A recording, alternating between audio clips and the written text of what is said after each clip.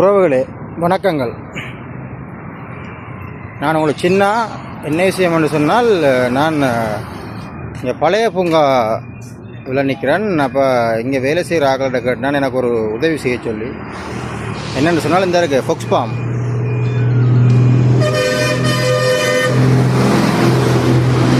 இந்த form read விதைகள் எனக்கு வேணுமென்று கேட்டான் நீங்கள் வேலை செய்கிற ஆக்கள்கிட்ட. அப்போ அவையோட அனுமதியோட இதில் பாருங்க நிறைய ஃபொக்ஸ் பாம் வளர்ந்துருக்குது பழைய பூங்காவில். யாழ்ப்பாணம் பழைய பூங்கா இதுதான். இந்த பிள்ளைகள்லாம் இங்கே விளையாடி கொண்டிருப்பாங்க, சில்ட்ரன் பார்க்கொண்டு. ரைட், இதுன்ற விதைகளை கேட்டுனா நான் அவே எடுக்க சொன்னவே நான் இப்போ இவ்வளோக்குள்ளே போய் புரைக்கணும் வந்தேன். நீங்கள் பார்த்தீங்களா?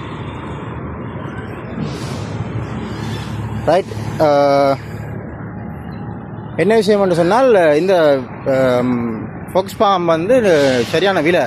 ஒரு அளவான மரமாக வளர்ந்தாலே 5000 6000 அப்படி விற்பாங்க.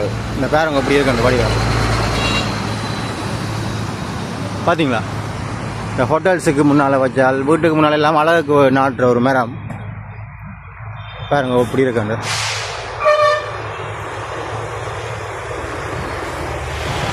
சரி, அந்த விதைகளை தான் நான் கேட்டேன். நான் வேலையிட்ட கொஞ்சம் தாங்க, நானும் வளர்க்க போகிறேன்னு. அப்படியே பாருங்க நிறைய இருக்குது, பார்க்க வடிவாக இருக்குது. பார்த்தீங்களா? ஓகே,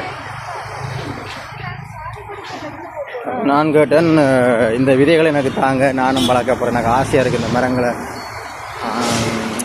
வச்சு நாட்டணும்னு சொல்லப்போ எனக்கு அனுமதி தந்தார்கள். அப்போ அங்கே போய் புறையை கொண்டு வந்து நான் இதை நட்டு. ரைட், சில இடங்களில் நிறைய வளரும்னு சொன்னால் உங்களுக்கு விற்பனை செய்கிறதுக்கு தயாராக இருக்கிறேன். ஏற்கனவே கொஞ்சம் மரங்கள் நட்டு இருக்குது. தேவையான ஆட்கள் கேளுங்க. வெளியில் போகிற விலையை விட நான் குறைஞ்ச விலைக்கு தரலாம். ஓகே, அந்த அதுலேயும் நல்லா பூத்து நிறைய காய்கள் இருக்குது. நான் காட்டணும் அந்த எவ்வளோ வடிவாக இருக்குன்னு பாருங்க அந்த காய்கள். சரியோ, அதையும் காட்டுறேன். நாளைக்கு வந்து இதில் இருக்கிற அடுத்த மிச்சத்தை எடுத்துகிட்டு போவோம். ரெண்டே கொஞ்சம் எடுத்து நான் காட்டுறேன் உங்களுக்கு. பாருங்க அப்படி இருக்காண்டு பாருங்க நிறைய மரங்கள். ஃபார்ம் ட்ரீ ஃபொக்ஸ் பாம்னு சொல்கிறது. ரைட், இங்கே இதில் பாருங்க நிறைய இருக்குது. இதுலேயும் விழுந்து கிடக்குது. இதையும் பொறுக்கி கொண்டு போகலாம். ரைட், பார்த்தீங்களா? இதில் இருக்கிறதையும் கொஞ்சம் இதை புறை கொண்டு போவோம். பாருங்க இப்படி சிவப்பு விதைகள் வரும். பாருங்க உலா காய்ச்சிருக்கேன்னு. இப்படி மரங்களை கண்டிங்கன்னா நீங்களும் எடுத்து நட்டு வளர்த்தீங்கன்னு சொன்னால் உங்களுக்கு வந்து ஒரு வியாபார நோக்கத்துக்காக இதை வளர்க்கலாம்.